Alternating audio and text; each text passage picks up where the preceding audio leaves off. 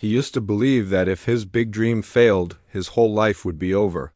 So when it finally happened, when the door he had spent years knocking on slammed shut, he didn't just lose an opportunity, he lost his identity. If you've ever given everything you have to a dream only to watch it fall apart, this story is for you. For most of his life, Alex had just one answer to the question, what do you want to be? He was going to make it in his dream career.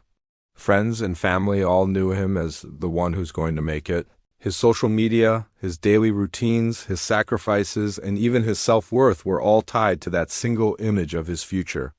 While others experimented with different paths, he stayed locked onto one track, telling himself, if I just work hard enough, this has to work. He did everything the motivational quotes tell you to do, sacrificed weekends, invested money, stayed up late practicing, learning, and networking. He saw other people post their success stories and thought, my turn is coming. Every small win felt like proof that he was on the right path. Every setback was just a temporary hurdle. But slowly, the setbacks got bigger. Promises fell through. Opportunities that looked like a sure thing just vanished. The gatekeepers would say, you're good, but you're not quite what we're looking for. At first, he just pushed harder. Then came the moment that broke him. The one opportunity he had pinned everything on, the acceptance, the contract, the role, it all fell apart right when it felt most real. The email, the phone call, the dreaded words, we're going in a different direction, hit him like a truck. In the weeks that followed, he felt like he was walking through fog. Waking up felt pointless. The very routines he once used to chase his dream now just reminded him of everything he'd lost. He started avoiding people who might ask how things were going. He avoided social media, partly because he didn't want pity, but mostly because seeing others move forward while he felt stuck was torture. He wasn't just sad, he was ashamed. Ashamed that he had told everyone about his dream. Ashamed that he had believed in himself so loudly. Ashamed that now, when people asked, so what's next? He had no answer. It felt like his story had ended way too early. One night, lying on his bed in the same pajamas for the third day in a row, scrolling aimlessly, he stumbled on an online thread where people were sharing stories of pursuing their dreams and failing. He expected to find a lot of bitterness. What he found instead surprised him. There were people who had risked everything, fallen flat on their face, and still didn't regret trying. Some talked about the heartbreak, the debt, and the shame. But many also talked about what came after, unexpected careers, new passions, and a deeper understanding of themselves. One line stuck with him. I realized that even if my dreams never come true, I will be okay. That realization was liberating. Another person wrote, the wrong way is dictating what must happen and believing you've failed if it doesn't go as planned. He read those lines over and over until something inside him just cracked. For the first time, he considered an idea he had always rejected. Maybe the death of this dream didn't have to be the death of him. Maybe his life still had value even if this specific story he had written for himself never came true. That thought didn't erase the pain, but it loosened the grip of that crushing belief that it was all over. He realized he had tied his entire worth to a single outcome. So when that outcome disappeared, his self-worth went right along with it. If he wanted to survive this, he couldn't just find a new dream. He had to separate who he was from what had happened to him. He started small. Instead of asking, what's my next big dream? Which felt way too heavy, he asked, what do I actually enjoy when no one is watching? At first, he didn't even remember. The failure had drained the joy out of everything connected to his old goal, so he went back to the basics. He made a simple list, things that felt good before all the pressure writing just to express himself, helping friends solve problems, learning random skills, being outdoors, teaching, building things from scratch. None of these looked like a shiny replacement dream, but just noticing them reminded him that he was more than just one role. At the same time, he finally allowed himself to grieve.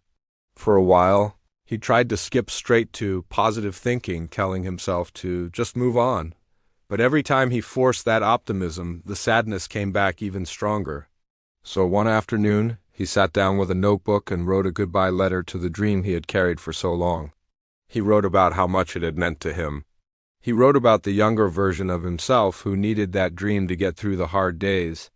He wrote about the pain of letting it go, Then he wrote one more line. "Thank you for bringing me this far. I'm allowed to create a new story now." It wasn't a magic ritual, but it marked a shift from pretending he wasn't hurt to honoring the loss and freeing himself to move forward. Once he made that space, unexpected possibilities started to appear.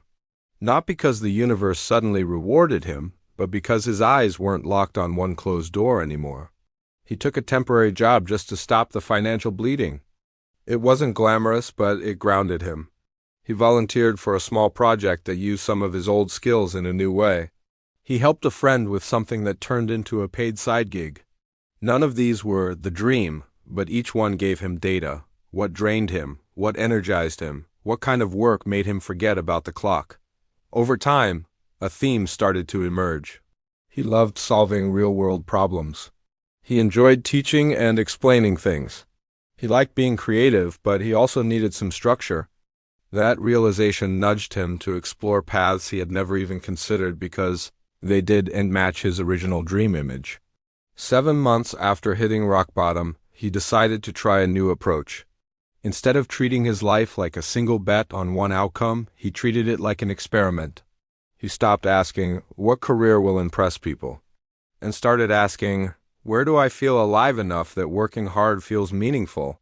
He took courses, talked to people in different fields, tried a few freelance gigs, and paid close attention to his own reactions. Some things he tried and dropped, others stuck. Slowly, a new direction began to form a path where his old skills, his pain, and his curiosity all had a place. It wasn't as flashy as his original dream, but it fit him better. He called it his life fit, not his success costume. Looking back, he realized that the failed dream had taught him things that success never could have. It exposed how much of his worth he had outsourced to his achievements. It forced him to build an identity based on who he was, not just what he did. It humbled him enough to listen, learn, and explore instead of assuming he had to stick to one path, no matter the cost. Most importantly, it proved to him that he could survive deep disappointment and still create a life that felt full and worthwhile. He stopped seeing failure as the opposite of success and started seeing it as one of the paths that leads to a more honest version of success, one where peace, purpose, and growth matter more than just your image. If your dream has failed or is failing right now and you feel like your story is over, hear this clearly. Your first dream was a chapter, not the whole book. It's okay to grieve it. It's okay to feel angry, lost, or embarrassed. You don't have to pretend it didn't matter. But you also don't have to stay stuck at the scene of that failure forever. Like Alex, you can start by separating your worth from the outcome. You are not your results. You are the person who showed up, who tried, who learned, and who is still breathing. That alone means you have another chance, maybe not to revive the old dream exactly as it was, but to build something new with everything you've learned along the way. This story comes from Willpower Stories, a channel for people whose dreams didn't go as planned, but who still refuse to give up on themselves. Here, you'll hear powerful motivational stories about failure, comebacks, second chances, career changes, self-worth, money, and purpose. They're all told in simple, real language for people who want real change, not just pretty quotes. If you're ready to move from "my dream failed" to "I'm building a new life anyway," subscribe to Willpower Stories. Turn on your notifications and let every new story remind you that your first dream is not your last chance. Thanks for listening.